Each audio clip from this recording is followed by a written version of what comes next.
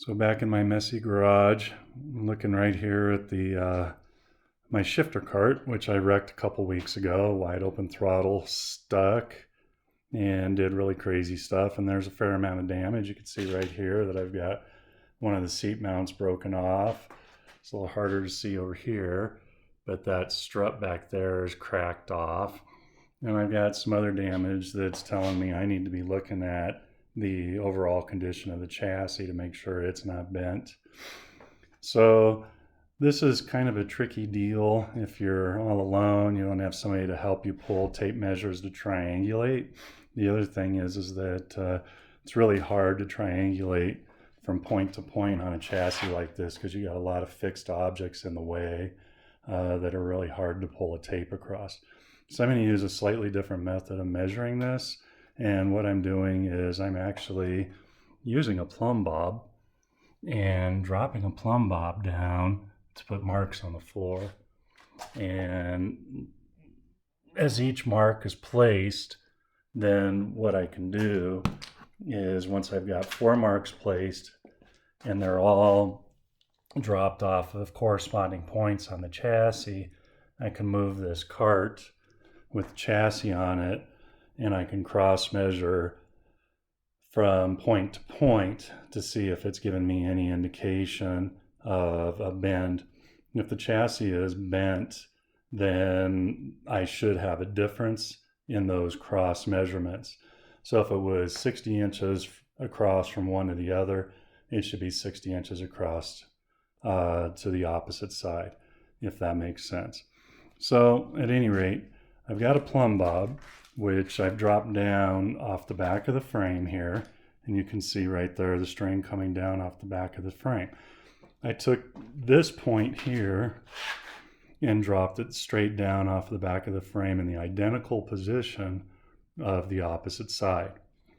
And I've also dropped down off of the frame here at this junction here.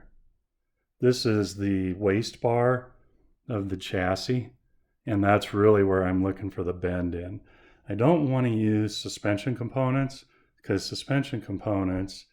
because they're adjustable for geometry, are not always going to be in a fixed position. You always want to go off the chassis, and you can use this method on any chassis.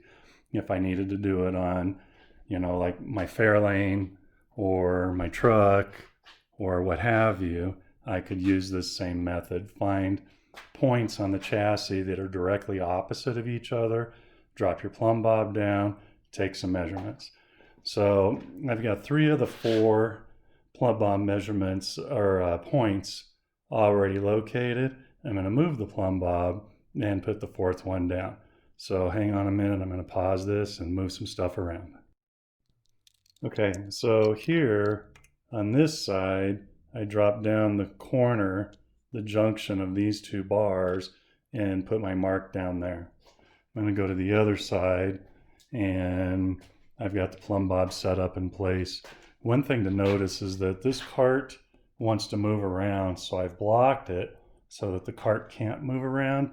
If you move the cart while you're setting your plumb bob, obviously it's going to change the relative location of your marks on the floor, and that's really going to impact your readings, and your readings won't even be close to true. So I'm just going to raise the plumb bob up a little bit, and we can see it's spinning around down there.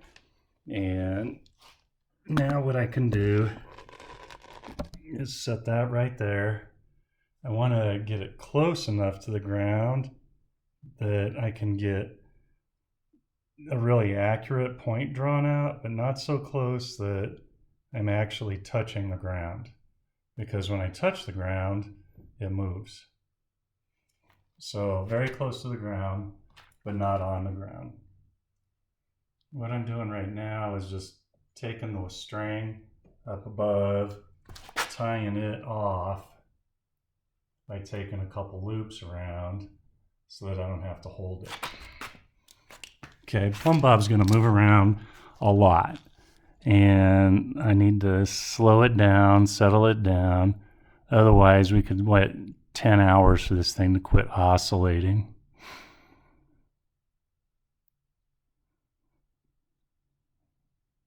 So I'm just using the pen there to kind of stop the motion.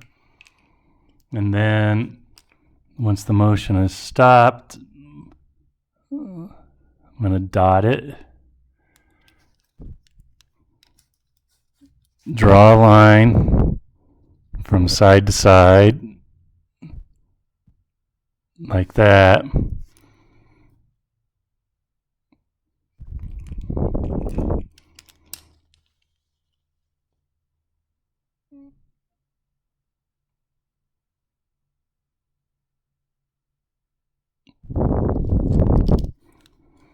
And then across. There we go. Looks actually pretty good. Now I've got 4 crosses on the ground.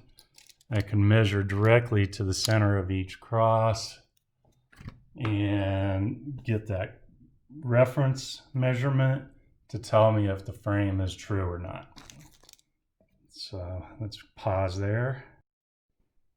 Okay, so I've measured out here with the tape measure, and across those two, I'm 55 and 13/16. So if I now twist this so that I go from there to here and set that all up,